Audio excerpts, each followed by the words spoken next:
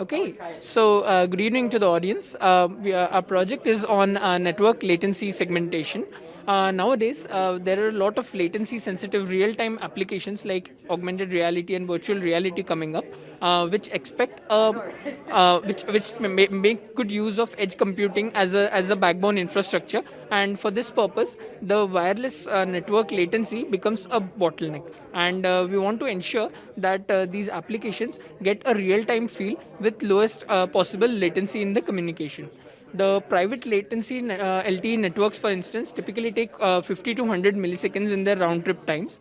In comparison, the CMU campus has an LTE network deployed with the Living Edge lab, and the network typically achieves around 30 to 35 milliseconds, which gives some improvement over the commercial network.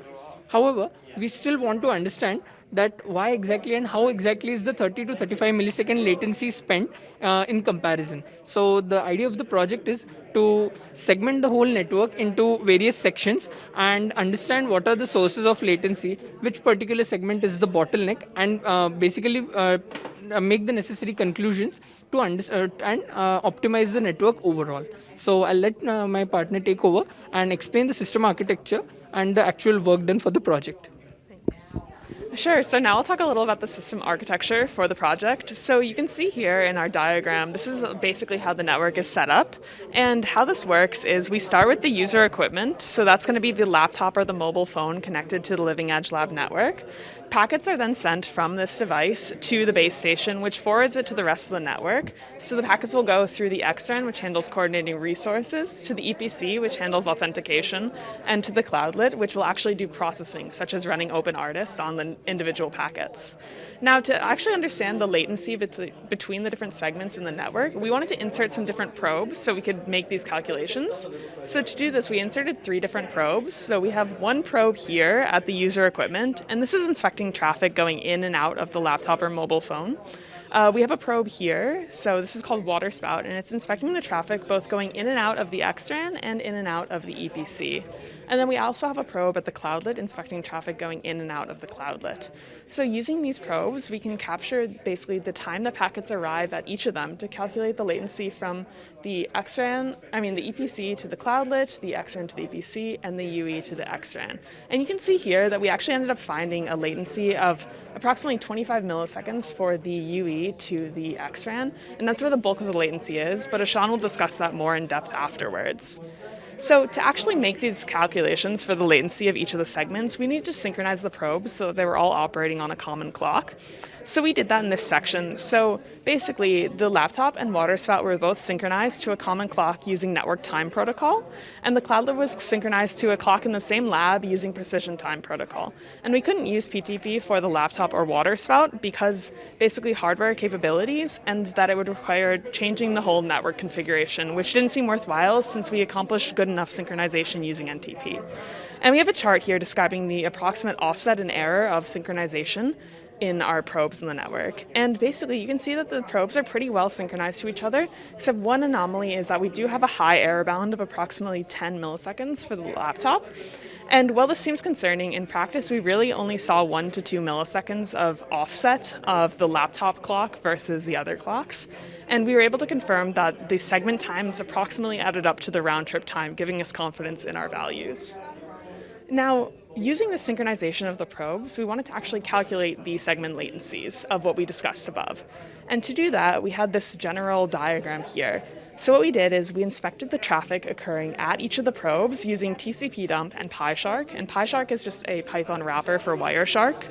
And when we got a packet at each probe, we extracted the source, the destination, the time, which is when the ICMP request was sent, the sequence number, and the epoch, so when the packet was received at that probe. And we extracted this for the UE packets, the XRAN packets, the EPC packets, and the Cloudlet packets, and inserted these into databases. Then from these databases, what we did is we extracted a lot of the packets and we wanted to correlate the packets. So basically find where the same packet was at each of the probes so we could get the timestamp for each of the probes. And to do that, we correlated packets using the time value and the sequence number value. So in this example here, we have the same packet at each of the probes because you can see the same time and the same sequence number for each of these examples. And this is an example of a real packet. So once we correlated packets, we were able to get the segment latencies by subtracting the epoch values. So we did the cloudlet timestamp, like epoch value minus the EPC value, the EPC epoch minus the exerent epoch, and the exerent epoch minus the UE epoch.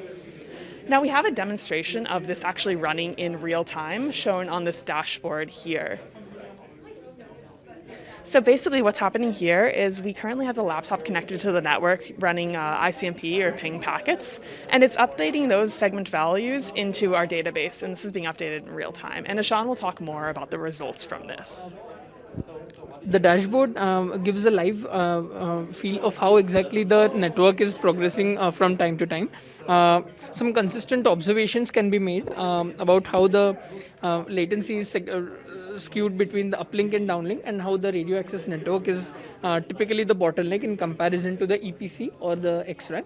So over multiple exhaustive field trials, some primary observations were made. First of all, with the latency segmentation in the radio access network, where we observed that the communication is actually skewed between uplink and downlink.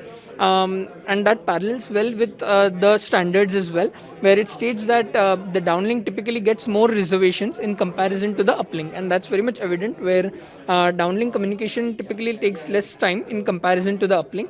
And additionally, the uplink communication is more spread out over the time, and faces a more uncertainty in comparison to the downlink.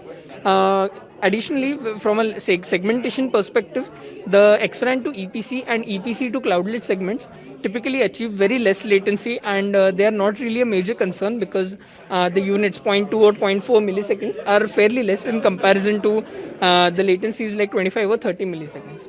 Another observation is regarding the connectivity.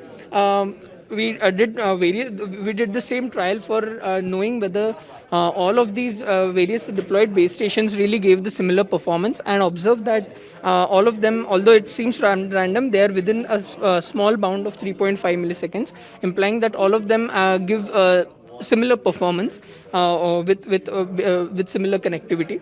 Thereafter, moving towards and away from the base station actually has had a significant impact.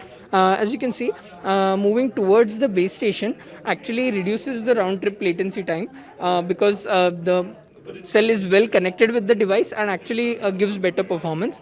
And an inverse observation is made for the decreasing connectivity situation, where the farther the user goes from the device, from the base station, it actually increases the latency.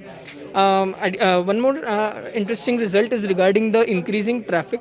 At this particular elbow point, we suddenly started a high volume of TCP data, which would typically clog the whole network, and we observed that the network latency started increasing as a result. So this gives an indication that typically other parallel data streams also can have an effect on the same. Moving to the last two observations, wherein the packet size itself can have an effect. Sometimes if the packet size is quite huge, the latency itself is expected to increase.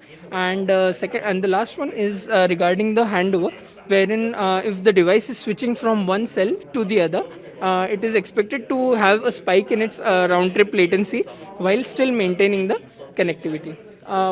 Moving on from these various observations, some primary conclusions that we felt was that the radio access network is the primary bottleneck, and it is primarily in need for better optimization or improvement. Some solutions for this are, first of all, 5G communications. It's the next generation of communication technology.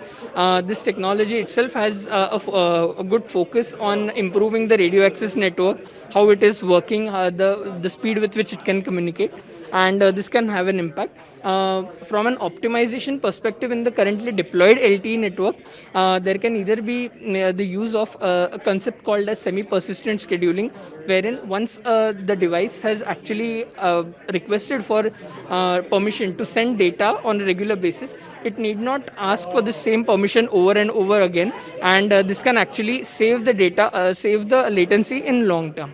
And lastly, the idea is to synchronize all the base stations in such a way that the handover time can be reduced so that mobility is not really affected, which can become a primary requirement for real time and outdoor activities like which support AR or VR. So that was the overall idea behind the project, and hope we could share a good glimpse about our work.